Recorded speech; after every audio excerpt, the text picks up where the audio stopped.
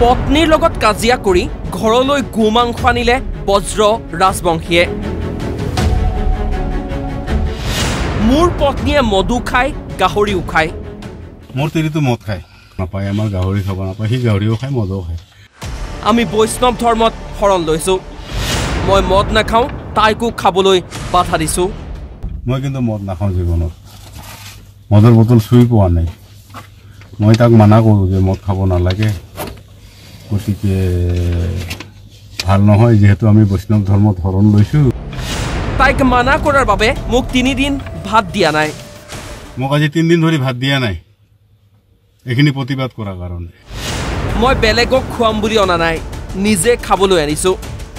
মই কিন্তু বেলেগক খুৱাম বুলি অনা নাই, এইটো বস্তু আপুনি নাপায়। আজি 3 দিন ধৰি মই ভাত খাব পোৱা নাই, গতিকে মোৰ কি আছে আৰু আগে পিছে, হিন্দু বা মুছলমান বা খ্ৰীষ্টান বা শিখ এইবিলাকৰ কথা নাহেতো। কাৰণ মই 3 দিন ধৰি ভাত খোৱা নাই, মোৰ ভোক, পেটৰ ভোকটো মই মিটাব লাগিব। তো বস্তুটো ঘৰতে বনালোঁ। বজ্ৰ ৰাজবংশীয়ে ঘৰলৈ গৈ মাংস অনাক কেন্দ্ৰ কৰি বাক্সাৰ শালবাৰীত তীব্ৰ উত্তেজনা।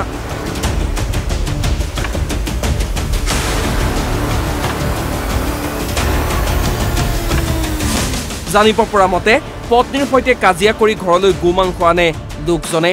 তাৰ পিছতেই পৰিয়ালৰ লোকৰ লগতে স্থানীয় লোকৰ মাজত সৃষ্টি হয় হাহাকাৰ পৰিস্থিতি। আমাৰ দেউতা আৰু মাৰ মানে অলপ কাজিয়া হৈ আছিলে, মানে মায়ে মামা ঘৰত গৈছিলে মৰা কাজ খাবলৈ। তো তাতে দেউতাই ভাবিছে কি মায়ে মদ আৰু গাহৰি মাংস খাইছে বুলি, তো মায়ে খোৱা নাই। সেইটোৰ বাবে সি মানে অলপ এইটো কাৰণে ঘৰত গৰু মাংস লৈ আহিলে জেদ কৰি কেনে। মানে ভাবিছে মায়ে গাহৰি মাংস খাব পাৰে যদি মই কিয় নকৰোঁ, জেদ কৰি মানে সি ঘৰত গৰু মাংস লৈ আহিছিলে। আনি পিছপিনে পঠি থৈছে, ঘৰৰ পিছপিনে ব্ৰইলাৰ মাংস বুলি কৈ আছিলে। তো গাঁৱৰ ৰাইজে চালে, তো কোনোপধ্যে মানে এইটো কোনো এংগলত ব্ৰইলাৰ মাংস হ'বই নোৱাৰে, মানে চবে চালে তো অৰিজিনেলি গৰু মাংস হয়। অৱশেষত ঘটনাস্থলীত আৰক্ষী উপস্থিত হৈ গোমাংসখিনি উদ্ধাৰ কৰাৰ লগতে বজ্ৰ ৰাজবংশীক আটক কৰি লৈ যায়। পিতৃৰ এই কাণ্ডৰ বিৰুদ্ধে এজাহাৰ দাখিল কৰিছে পুত্ৰই। মানে এফআইআৰ দিছোঁ, ময়ে দিছোঁ ছাৰ, যাতে সি মানে এইটো ভুল কৰিছে আৰু আগে পিছে বহুত অত্যাচাৰ কৰিছে মাৰ ওপৰত। সৰুৰ পৰা দেখিছোঁ অত্যাচাৰ কৰা, মানে এইটো কাৰণে মই এতিয়া এটা ৰিকুৱেষ্ট কৰোঁ যাতে সি এৰা খাই নাহে।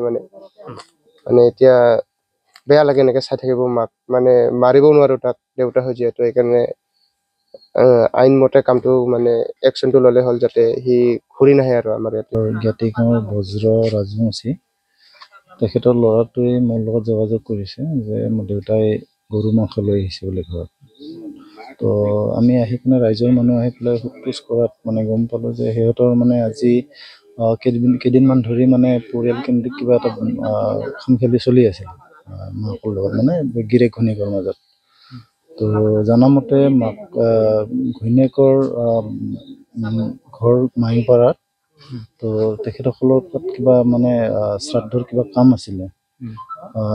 যিহেতু মানে তেখেতসকল বড়ো মানুহ, মহিলাজন, তো তাতে কিবা খোৱা বোৱাক লৈ অলপমান তেখেতৰ অশান্তি কিবা কৰিছে, মানে গাহৰি মাংস খোৱাৰ লৈ পেলাই। তো এই গাহৰি মাংস খাইছে বুলি মানে কাজিয়াৰ মানে সূত্ৰপাত হয়।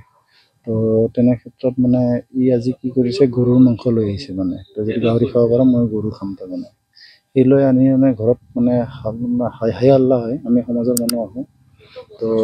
তো সি তাৰ আগতে সি কি কৰিছে, গৰু মাংসখিনি পিছফালে লৈ পেলাই বা লেট্ৰিনৰ পিছফালে এটা সৰু গাঁত খান্দি গাঁতত পুতি থৈ দিছিলে। তো আমি আৰু পুলিচো আহে, সেই সময়ত পুলিচ একেলগে গৈ পেলাই আমি গৰু মাংসখিনি আমি প্ৰত্যক্ষ কৰোঁ। তো এতিয়া মানে সেই লৈ পেলাই পুলিচে তেখেতক এৰেষ্ট কৰি লৈ গৈছে। বাক্সাৰ পৰা সুবৰ্ণ পাঠক, অসম লাইভ 24।